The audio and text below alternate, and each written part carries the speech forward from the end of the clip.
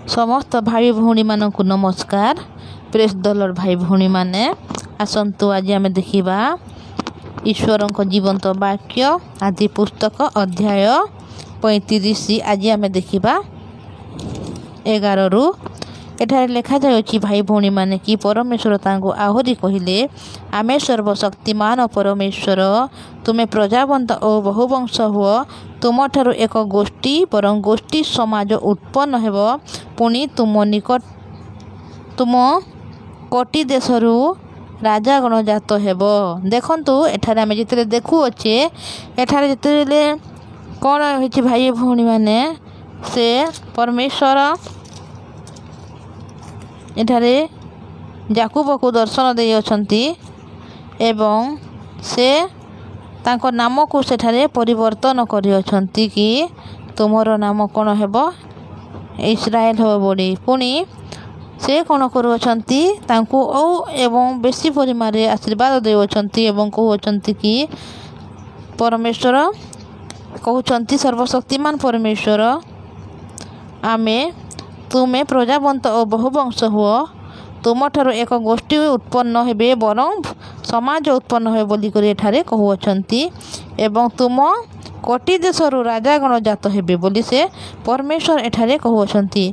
पुणी आमे अब्राहम इसहाक को जो देश दान कर सही देश तुमको तुम भविष्य वंश को देबा। देखंतु भाई भौणी माने एठारे परमेश्वर समस्त विषय रे याकूब को आशीर्वाद करुअछंती एवं ताकू मध्य एठारे प्रतिज्ञा देउछंती कि आमे जेपरि अब्राहम को समय रे एवं इसहाक को समय रे जहाँ मध्य कहिथिलु जहाँ मध्य अनुग्रह देइथिलु से समस्त आमे तुमको देइबाकू चाहूछु बोली एठारे कहउछंती। पुणी से तुम जो भविष्य जो वंश उत्पन्न हेबो बा भविष्य रे जो वंश जात हेबो सही वंश को आमे कोन करिबा ई समस्त विषय समस्त देश को आमे दान करिबा बोली एठारे सदा प्रभु परमेश्वर कहउछंती। सही तंदरे तांको सहित ए रूप कथावार्ता करी परमेश्वर तांको निकटरू ऊर्ध्वगमन कले तहिरे याकूब सही कथोपकथनर स्थान रे एक स्तंभ अर्थात प्रस्तर स्तंभ स्थापन करी तही उपरे पानीय नैवेद्य उत्सर्ग कले और तैल ढालिले। सदाप्रभु परमेश्वर देखंतु एठारे याकूब को दर्शन देई समस्त विषय एठारे कथावार्ता करुअछंती एवं से कोन करुअछंती सेठारे ऊर्ध्वगमन होउछंती।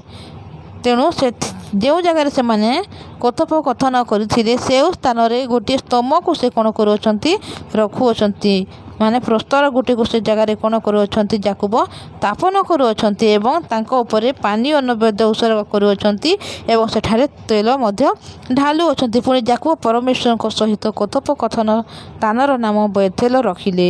एठारे जेतेले याकूब परमेश्वर को सहित कथोपकथन करुथिले सेतिपाई से तांकर नाम सेठारे कोन रखिअछंती बेथेल बोली सेठारे लिखा जाइछि। देखंतु भाई भौणी माने परमेश्वर सदा प्रभु कौन करिअछंती जेतेले अब्राहम को आशीर्वाद कले अब्राहम को जेतेले से मनोनीत कले कि से कहले तुमर जते भी जाति कुटुंब समस्त को छाड़ी तुमे सही देश को जाओ जो देश को आमे तुमको देखाइबा पे चाहुअछु बा सही देश को आमे तुमको नहीं जीवु बोली और सही समय रे सदा प्रभुंकर एही वाक्य को अब्राहम ग्रहण करुअछंती।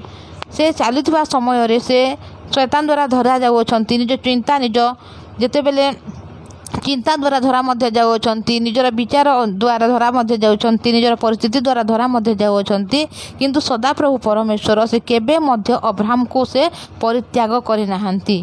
जेते बेले अब्राहम से देश रे जेतेले पहुंचिले तांको निज भार्या को मध्य से निज भौणी बोली कहले केवल अब्राहम नै भाई भौणी माने बर इसहाक मध्य ठीक सही परि करथिले निजर जो स्त्री रिबिका को से केबे मध्य निज स्त्री बोली से माने स्वीकार करि नथिले बरं से भौणी बोली सेठारे कहिथिले किंतु मध्य सेठारे सदा प्रभु परमेश्वर तांकर जो स्त्री माने थिले से समस्त को जा इसहाकर स्त्री हेउ बा अब्राहम कर जो स्त्री हो से मानकु सदा प्रभु परमेश्वर से मानकर सुरक्षा करथिले। भाई भौणी माने हेई पारे आम जीवन रे आमे एते कष्ट रे अछु समस्या रे अछु एपरि आम जीवन रे मध्य समय आसी थाए कि जहाँ आमे न कहिबा कथा सही विषय मध्य कहि थाउ जहाँ न करिबा कथा सही मध्य विषय करि थाउ किंतु सदा प्रभु परमेश्वर केबे सुद्धा मनुष्यर तांकर व्यवहार को देखंती ଦେଖନ୍ତି ନାହିଁ ବରଂ ମଣିଷର ହୃଦୟକୁ ପରମେଶ୍ୱର ଦେଖନ୍ତି। କାରଣ ମଣିଷ କେବେ ମଧ୍ୟ କ'ଣ କରିପାରିବ ନାହିଁ, ଭଲ କାର୍ଯ୍ୟ କରିପାରିବ ନାହିଁ ବା କେବେ ମଧ୍ୟ ପରମେଶ୍ୱରକୁ ସେ ଉତ୍ତମ କାର୍ଯ୍ୟ କରି କେବେ ମଧ୍ୟ ସନ୍ତୁଷ୍ଟ କରିପାରିବ ନାହିଁ। ସେଥିସକାଶେ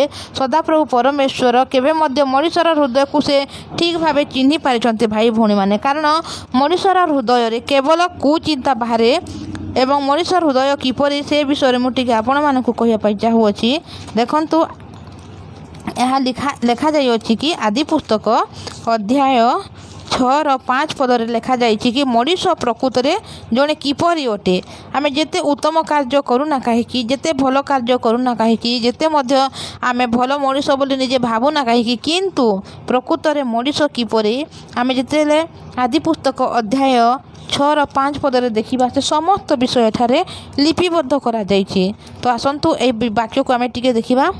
ଆଦି ପୁସ୍ତକ ଅଧ୍ୟାୟ 6:5 ପଦରେ ଦେଖନ୍ତୁ, ଏଠାରେ ଲେଖାଯାଇଅଛି, ଅନନ୍ତର ସଦାପ୍ରଭୁ ଦେଖିଲେ ଯେ ପୃଥିବୀରେ ମନୁଷ୍ୟର ଦୁଷ୍ଟତା ଅତି ବଡ଼, ଆଉ ତାହାର ଅନ୍ତଃକରଣର ଭାବନାର ପ୍ରତ୍ୟେକ କଳ୍ପନା ଅବିରତ ମନ୍ଦ ମାତ୍ର। ଦେଖନ୍ତୁ ଭାଇ ଭଉଣୀମାନେ, ଏଠାରେ ଲେଖାଯାଇଅଛି କି ମଣିଷ ନିଜକୁ ଅନ୍ୟମାନଙ୍କ ସାମ୍ନାରେ ସେ ଭଲ ବୋଲି ଦେଖେଇ ହେଇପାରିବ, କିନ୍ତୁ ନିଜ ପଡ଼ୋଶୀ ସାମ୍ନାରେ ଭଲ ବା ମୁଁ ବଡ଼ ଅଟେ, ମୁଁ ଜ୍ଞାନୀ ଅଟେ ବୋଲି ସେ ଦେଖେଇ ପାରିବ। କିନ୍ତୁ ମଣିଷ ଆପେ ନିଜେ ମଧ୍ୟ ଜାଣିଅଛି ଏବଂ ସଦାପ୍ରଭୁ ପରମେଶ୍ୱର ମଧ୍ୟ ଜାଣିଅଛନ୍ତି କି ମଣିଷର ହୃଦୟରେ କେବେ ମଧ୍ୟ ଭଲ ବିଷୟ ବାହାରିବ ନାହିଁ, କାରଣ ମନୁଷ୍ୟର ହୃଦୟ କେବଳ ମନ୍ଦ ଦ୍ୱାରା ଭରି ରହିଛି। ତ ଭାଇ ଭଉଣୀମାନେ, ଇସାକ ମଧ୍ୟ ସେହିପରି ମଣିଷ ଅଟନ୍ତି, ଅବ୍ରାହମ ମଧ୍ୟ ସେହିପରି ମଣିଷ ହେଲେ ସୁଦ୍ଧା ପରମେଶ୍ୱର ସେମାନଙ୍କର ହୃଦୟକୁ ନ ଦେଖି ଆପେ ପରମେଶ୍ୱର ପ୍ରେମ କରିଅଛନ୍ତି ଅବ୍ରାହମକୁ, ଇସାକଙ୍କୁ ଏବଂ ଏଠାରେ ଯାକୁବଙ୍କୁ ମଧ୍ୟ ସେ ପ୍ରେମ କରିଅଛନ୍ତି। ଯାହାଦ୍ୱାରା ଏଠାରେ ସେ କ'ଣ କରୁଅଛନ୍ତି, ଅବ୍ରାହମକୁ ଯେଉଁ ପ୍ରତିଜ୍ଞା ଦେଇଥିଲେ, ଇସାକକୁ ଯେଉଁ ପ୍ରତିଜ୍ଞା ଦେଇଥିଲେ, ଏଠାରେ ଯାକୁବଙ୍କୁ ମଧ୍ୟ ସେହି ପ୍ରତିଜ୍ଞାକୁ ଦେଇ ସେ ସମସ୍ତ ବିଷୟକୁ ଏଠାରେ ପୂର୍ଣ୍ଣ କରୁଅଛନ୍ତି। ପରମେଶ୍ୱର କାହାରିକୁ ମଧ୍ୟ ଏକୁଟିଆ ଛାଡ଼ିବେ ନାହିଁ ଭାଇ ଭଉଣୀମାନେ, ବରଂ ସଦାପ୍ରଭୁ ପରମେଶ୍ୱର ସବୁବେଳେ ଆମରି ସହବର୍ତ୍ତୀ ଅଟନ୍ତି। ଆମ ଜୀବନରେ ଆମ ପଡ଼ୋଶୀ ଆମକୁ ଛାଡ଼ିପାରନ୍ତି, ଆମ ମା, ବାପା, ଭାଇ, ଭଉଣୀ, ଆମର ସ୍ୱାମୀ, ଆମର ସ୍ତ୍ରୀ ସମସ୍ତେ ଛାଡ଼ିପାରିବେ, କିନ୍ତୁ ସଦାପ୍ରଭୁ ପରମେଶ୍ୱର କେବେ ମଧ୍ୟ ଆମକୁ ଛାଡ଼ିବେ ନାହିଁ। କେବଳ ଆମେ ତାଙ୍କର ଏହି ଜୀବନ୍ତ ବାକ୍ୟକୁ ଗ୍ରହଣ କରିବା ଏବଂ ଆମିନ୍ ବୋଲି ଯେତେବେଳେ ଆମେ ବିଶ୍ୱାସ କରିବା, ଆମ ଜୀବନର ସମସ୍ତ ବିଷୟ ପରମେଶ୍ୱର ନିଜେ ବୁଝିବେ। ତ ଭାଇ ଭଉଣୀମାନେ, ମୁଁ ଆଜି ଆପଣମାନଙ୍କୁ ଏତିକି କହୁଅଛି, ଆପଣମାନେ ପ୍ରତ୍ୟେକ ଦିନ ଏପରି ବାକ୍ୟ ଶୁଣିବା ପାଇଁ ଚାହୁଁଅଛନ୍ତି ବା ଯେ ପ୍ରଥମେ ଏହି ବାକ୍ୟକୁ ଶୁଣୁଅଛି, ମୁଁ ଆପଣମାନଙ୍କୁ ନିବେଦନ କରୁଅଛି, ଏହି ଚ୍ୟାନେଲକୁ ଆପଣମାନେ ସବସ୍କ୍ରାଇବ୍ କରନ୍ତୁ ଏବଂ ସେୟାର ଏବଂ ଲାଇକ୍ କରନ୍ତୁ, ଯାହାଦ୍ୱାରା ଯେତେବେଳେ ବି ଏହି ବାକ୍ୟ ଅପଲୋଡ଼ ହେବ ଆପଣମାନଙ୍କ ମୋବାଇଲରୁ ପ୍ରଥମେ ପହଞ୍ଚିଯିବ ଏବଂ ସଦାପ୍ରଭୁଙ୍କର ଏହି ଜୀବନ୍ତ ବାକ୍ୟକୁ ଆପଣମାନେ ମଧ୍ୟ ଶୁଣିପାରିବେ। ତ ଆସନ୍ତୁ ଆଜି ଆମେ ପ୍ରାର୍ଥନା କରିବା। ଧନ୍ୟବାଦ, ଧନ୍ୟବାଦ ପବିତ୍ର ପରମେଶ୍ୱର ପିତା, ଧନ୍ୟବାଦ ଦେଉଛି ପ୍ରଭୁ, ଦୟା କରିଅଛ, ଅନୁଗ୍ରହ ଦେଲ ପିତା, ଆଉ ସକାଳୁ ନେଇଦେଲ ପର୍ଯ୍ୟନ୍ତ ସମ୍ଭାଳି ରଖିଅଛ। ତୁମରି ମହାନ ନାମକୁ ଧନ୍ୟବାଦ ଦେଉଛି। ଆମ ଭାଇ ଭଉଣୀମାନଙ୍କୁ ତୁମରି ସେହି ପବିତ୍ର ହାତରେ ଦେଉଛି ବାପା। ତୁମେ ଦୟା କରିଅଛ, ଅନୁଗ୍ରହ ଦେଇଅଛ, ଅବ୍ରାହମଙ୍କ ପରି, ଇସାକଙ୍କ ପରି, ପୁଣି ଯାକୁବଙ୍କ ପରି ସେମାନଙ୍କୁ ମଧ୍ୟ ତୁମେ ପିତା ଇସ୍ତେମାଲ କରିବାକୁ ଚାହୁଁଅଛ ପ୍ରଭୁ, ସେମାନଙ୍କୁ ମଧ୍ୟ ମହାନ କରିବା ପାଇଁ ଚାହୁଁଅଛ। ଧନ୍ୟବାଦ। ଆମ ଜୀବନରେ ହେଇପାରେ କେତେ କଷ୍ଟ, ଯନ୍ତ୍ରଣା, ଦୁଃଖ ଆମ ଭାଇ ଭଉଣୀମାନଙ୍କ ଜୀବନରେ ପ୍ରଭୁ, ଯେଉଁମାନେ ବାକ୍ୟକୁ ଶୁଣୁଛନ୍ତି ପ୍ରଭୁ, ତାଙ୍କର ସମସ୍ତ କଷ୍ଟ, ସମସ୍ତ ଦୁଃଖକୁ ତୁମେ ଦୂର କରି ସାରିଅଛ ପିତା। ଧନ୍ୟବାଦ। ହଁ ପିତା, ଆମେ ମଣିଷ ଅବିରତ ମନ୍ଦ ହେଲେ ସୁଦ୍ଧା ତୁମେ ଏହି ମଣିଷକୁ ପ୍ରେମ କରିଅଛ। ଆମ ଭାଇ ଭଉଣୀ ଯେତେ ମନ୍ଦ ହେଲେ ସୁଦ୍ଧା ସେମାନଙ୍କୁ ତୁମେ ଦୟା କରିଅଛ, ପ୍ରେମ କରିଅଛ ପ୍ରଭୁ, ସେମାନଙ୍କୁ ତୁମେ ମନୋନୀତ କରି ପ୍ରଭୁ ଇସାକଙ୍କ ଦ୍ୱାରା ଅବ୍ରାହମଙ୍କ ପରି ପିତା, ତୁମେ ପିତା ପରେ ସେମାନଙ୍କୁ ମହାନ କରିବା ପାଇଁ ଚାହୁଁଛ, ସେମାନଙ୍କୁ ବଂଶକୁ ବଢ଼ାଇବା ପାଇଁ ଚାହୁଁଅଛ, ପୁଣି ସେମାନଙ୍କୁ ତୁମେ ଆଶୀର୍ବାଦ ଦେଇ ସମସ୍ତ ବିଷୟରେ ପୂର୍ଣ୍ଣ କରିବା ପାଇଁ ଚାହୁଁଛ ପ୍ରଭୁ। ଏମାନଙ୍କର ହରେକ କାର୍ଯ୍ୟରେ ତୁମେ ଆଶୀର୍ବାଦ କର, ଏମାନଙ୍କର ଚାକିରି କ୍ଷେତ୍ରରେ, ଫାଇନାନ୍ସିଆଲ ସମସ୍ୟାରେ ପ୍ରଭୁ, ସବୁ ବିଷୟରେ ସେମାନଙ୍କୁ ବିଜୟୀ କର। ରୋଗ ଦୁଃଖରେ ପୀଡ଼ିତ ପ୍ରତ୍ୟେକ ସଦସ୍ୟକୁ ତୁମେ ଆଶୀର୍ବାଦ କର, ସୁସ୍ଥତା ଦିଅ ପ୍ରଭୁ। ଏମାନଙ୍କ ପରିବାର ପ୍ରତ୍ୟେକ ସଦସ୍ୟ ଯେପରି ତୁମର ଜୀବନ୍ତ ବାକ୍ୟକୁ ବିଶ୍ୱାସ କରିବାକୁ ପାରିବେ ପ୍ରଭୁ, ପୁଣି ତୁମର ଜୀବନ୍ତ ବାକ୍ୟକୁ ସବୁବେଳେ ଶୁଣିବେ ଓ ପିତା ଅନୁଗ୍ରହକୁ ପାଇବେ, ଆଶୀର୍ବାଦ ପାଇ ପରିତ୍ରାଣକୁ ଯେପରି ପାଇବାକୁ ପାରିବେ ଦୟା କର ପ୍ରଭୁ। ଜୀବନ୍ତ ପବିତ୍ର ପରମେଶ୍ୱର ପିତା, ତୁମେ ଦୟା କଲ, ଅନୁଗ୍ରହ ଦେଲ, ସମସ୍ତ ବିଷୟ ପାଇଁ ତୁମର ଚରଣ ତଳେ ଆମେ ପିତା ପରମେଶ୍ୱର ଧନ୍ୟବାଦ ଦେଉଛୁ ପ୍ରଭୁ। ଆମକୁ ଆଶୀର୍ବାଦ କରିଅଛ, ସେଥିପାଇଁ ଧନ୍ୟବାଦ ଦେଇ ଯୀଶୁଙ୍କ ନାମରେ ମାଗୁଅଛି, ଆମିନ୍।